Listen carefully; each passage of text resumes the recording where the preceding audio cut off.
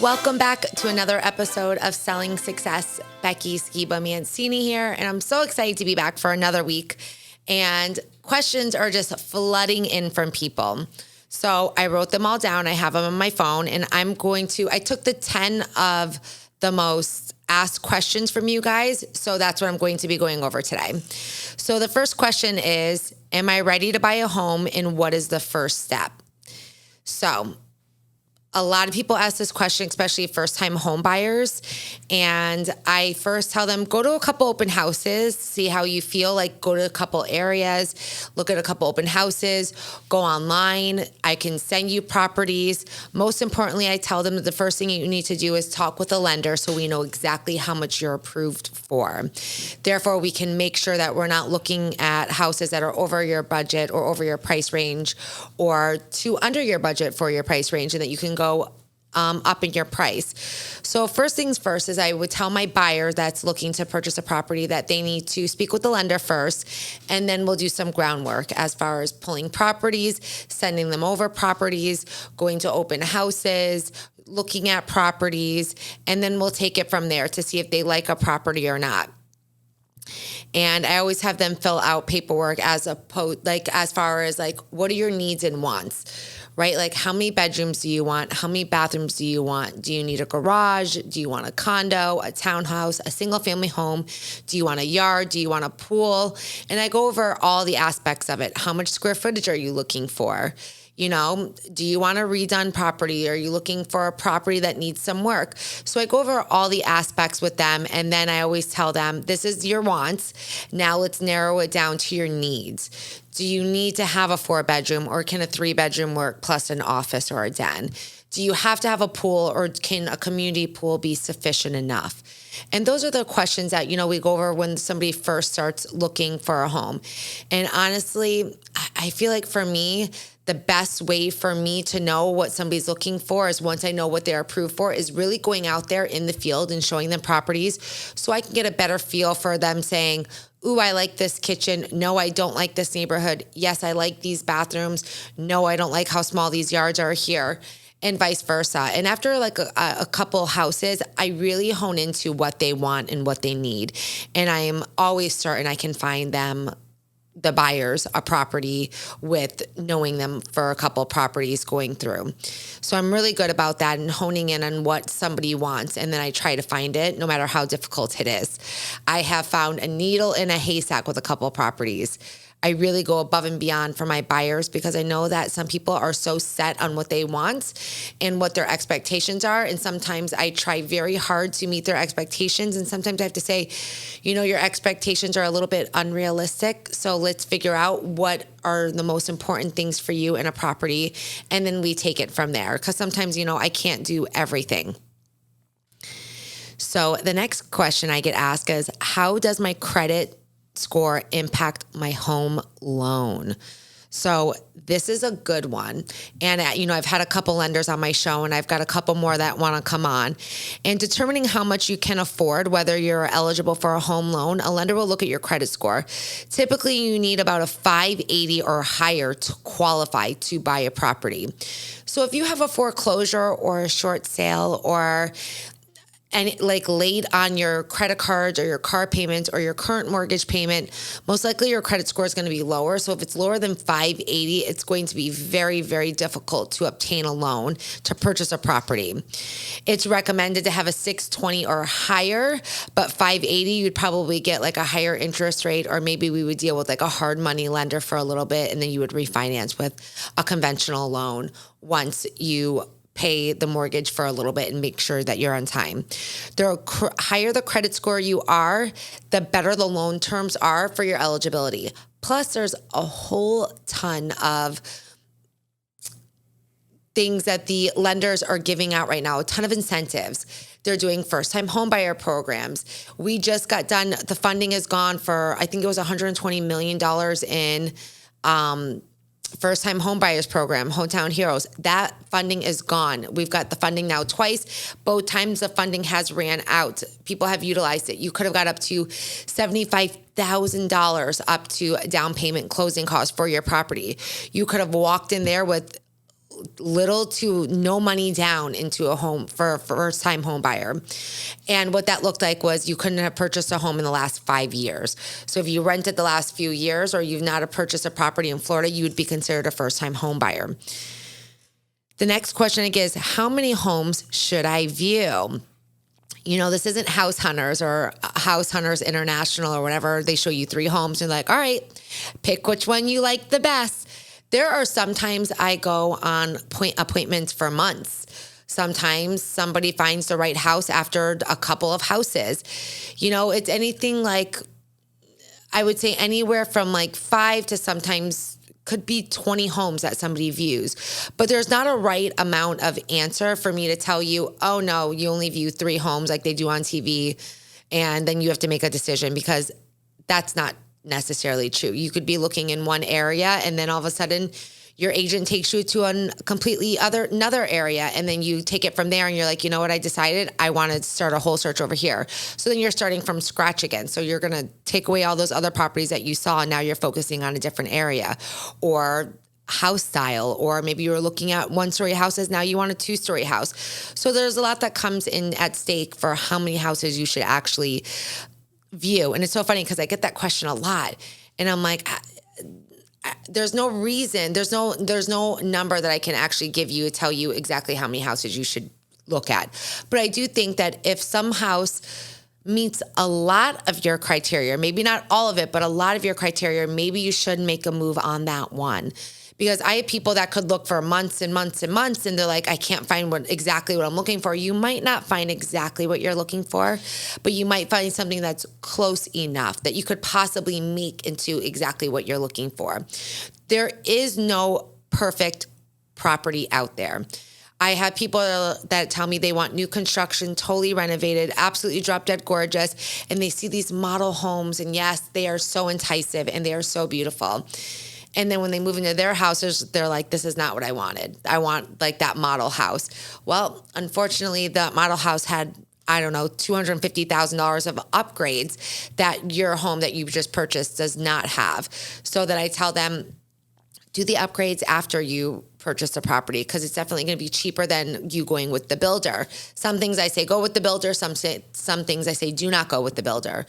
I know a builder here sometimes that a lot of the buyers did not like the flooring options, so they wound up doing a concrete floor instead of tile in there. So then when they bought their house and they closed on their house, they had their contractors come in, their contractors put in the tile floor that they wanted because they did not like the builder's choices.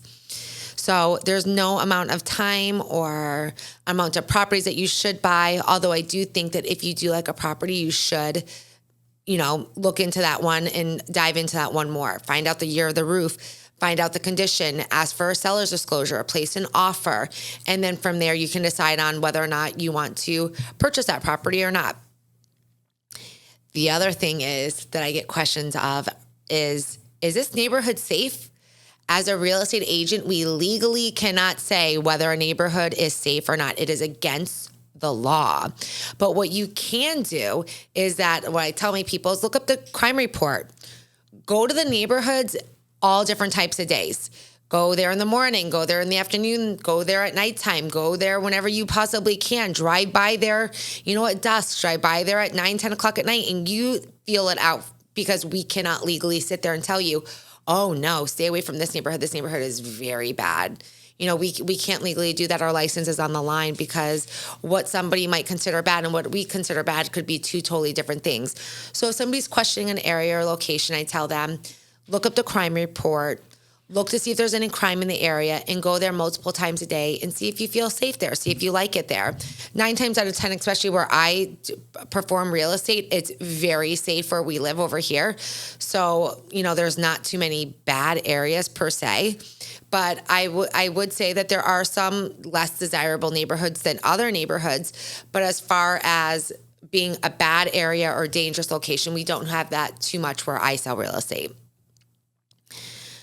The other question I get is, how much do real estate agents charge? And do you guys typically charge the ongoing fee from agent to agent? No. So every agent is different. There are some discount agents. I am not a discount agent. I work for my commission, I can tell you that when I represent a seller, I charge 5%. The buying agent gets 2.5%, and the seller's agent gets 2.5%. I put a lot of time and effort into all of my listings. I hire the right photographer. I network it. I market it. I post it on social media. I attend the showings. I attend the inspection period. I handle all the closing documents. There's a lot of moving parts as to why I'm not a discount broker. There are sometimes, that sellers ask me if I'll discount a fee for them. And really, honestly, just depending on who it is, depends on whether or not I'm going to discount that fee. Depends on how much work has to go into that property. There's a lot that comes in stake. And you have to remember, too, that we pay our brokerage fees as well. We pay our flex fees, which are our MLS fees. So we pay a bunch of fees on top of it. So, we have to pay our attorney's fees. We pay for, for everything to be stored in the office. So there's a lot of fees that come into a fee that a realtor charges. Someone said, is a 6% commission rate standard? So back in the day, yes, a 6% commission rate would have been standard for any transaction. Now I would say the going rate is about 5% for the transaction, 2.5 and 2.5. That is the standard as of today. Every now and again, if you see a property that's got a 6% commission split, that's amazing, 3% and 3%. We don't see too much of that. Every now and again, we'll see it. And I think that if the agent does it, she or he, they're pricing that at a higher commission rate is amazing, because you're going to entice a lot of agents to come view the property that might not have looked at it if it was at 2.5 or 2%. I can tell you, agents down here, they'll look at the 2% and they kind of are like, ugh, it's a whole lot of work for taking a 0.5% off, and they don't like to show it. If my clients want to see a house that's listed at 2%, I will go ahead and show my clients the properties. I have no problem doing it, but I know that a lot of agents in this area will stay away from if it's a 4% commission versus a 5%. And if it's a 6% commission, you're going to entice even more flow. So if you really want to sell your house quickly, and you know that you have a couple issues with the property, pricing it at a higher commission could get your house sold quickly, because you're going to entice other agents to come look at your property that might have steered away from it, or that are going to be more open to working with you at a higher commission rate. You post it 6% commission split, and people like it. What home service companies are available? So there are a ton of home service companies that are available. As an internet provider, some services companies vary by location. It's important to know what are available in your area to save you money. So that's different services offer home warranties. So there's a couple companies here that offer it. Some even inspection companies offer home warranties on your property. I know that Florida Power and Light here, you can pay a certain amount of money. I don't know exactly how much it is. I think it goes based upon the property and the wattages that you use. But if you have something with them, you can pay for something, and it's protection against all of your appliances, electronics, and you can pay for that a monthly fee. I know that I paid for a box with FPL, I don't even know, I would say 11 years ago, and it was $350. And then I paid a recurring fee of $3.50 a month. And that's almost like battery backup thing on all my appliances and all of my electronics. So if anything blows during a storm, then it's covered. FPL will cover. It's almost like an insurance plan that way. So I know that there is different things for different areas. You just have to look in and ask your agent, are there any home warranty programs or things that are offered here? Is anything offered differently with the air conditioner and the appliances? Everywhere is different. So I would really ask your agent, or ask, call around and see if the gas company or the electric company offers anything like that. The other question I got is, what should my down payment be? So that's a loaded question as to what your down payment should be. Really, you got to work with the lender. It can be anywhere from 3.5% for an FHA loan. If you're not getting anything subsidized from the lender, it can be as low as 3.5%. It can be high as 25 or 30%. It really just depends on the type of loan, your credit score, and the property that you're purchasing. So there's a lot of aspects that comes into play with what should your down payment be. It can be as low as 3.5%, and it can be as high as 30%, depending on what type of loan you're going to get and your comfortability as far as buying down your rate. If you do get a 3.5% loan, I can tell you that that's an FHA loan, and you're going to have something called PMI insurance on your property, which is an additional payment that's attached to your mortgage every single month for putting lower amount of money down. Conventional loans do offer, I think 5% is their lowest and their highest is 30%. So it really just depends on your credit, the property, and honestly, the length of the mortgage as well, and how much you make a year. A lot goes into it. How long does a home buying process take? So they say it takes up to 36 days. I can close a cash deal in about 14 days. I can close a mortgage deal, depending on the lender, anywhere from 20 to 30 days. I typically, if a client is moving, I like to give my buyer about 45 days from start to finish. That way they're not rushing. If I close a loan, I can get a loan approval in about 20 days and I can close it in about 30 days. I feel like that's putting a lot of people under pressure. But if somebody needs to move in 20 to 30 days with getting a loan, it's definitely obtainable and can definitely happen. If it's cash, we can close very quickly. If there's no one's in the house and the house is vacant, we can close in 14 days. Honestly, we can probably close in 7 days if the title search goes well and very quickly. So the statistic is that it's about 36 days, but I would say, a typical buyer, I usually give 45 days just so they don't feel like they're like rushing and under the gun. How will my home, this is the next question. How will my home purchase affect my taxes? So there's a number of tax benefits to buying a home, but filing your taxes can be a lengthy process if you're not used to itemizing them. You can deduct your mortgage insurance, your mortgage insurance payment, as well as your property taxes and points paid at closing, interest on the home equity loans, lines of credit, and other items. And your CPA or anybody that does your taxes can definitely help you with that. So in Florida, we have something called homestead exemption, and they automatically give you, if you only own one home, you can only have one as your homestead. You can't have like multiple properties in homestead, and they give you an automatic tax exemption on that. And that's coming out pretty soon. So all of my buyers that bought this year will be getting a phone call from me very soon to tell them that it's time to fill out their paperwork if they have not done so they can be exempt on their on getting their homestead exempt. Let's see. I've got one more other question from you guys, and that is, how soon can I move into my home once I close? So once you get the closing document, closings wind up like this. I always have my buyers do a walkthrough and my sellers do a walkthrough of the properties with the buyers the day of closing. Anything before that, so many other things could happen. You could have a leak. You could have a pipe burst. The sellers could not be fully moved out yet. So I always do it the day of closing. I actually schedule it probably about 2 hours before closing so the buyers can make sure that everything is in working order, that everything is in their place, that everything is there that's supposed to be there.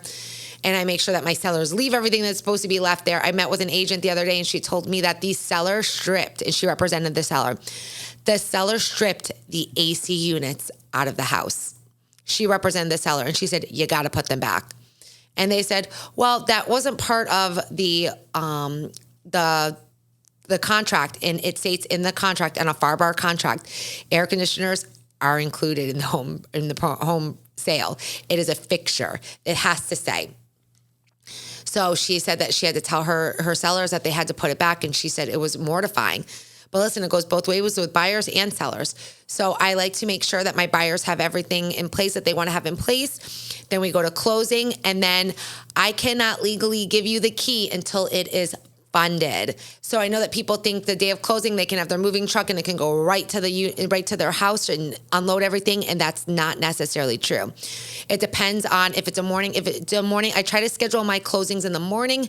Therefore, it gives time for the lender to send the package over and then they can fund it. So hopefully by 3, 4 o'clock that day, it will be funded. I can give you the keys and then you can go ahead and enter the property and the property is now yours.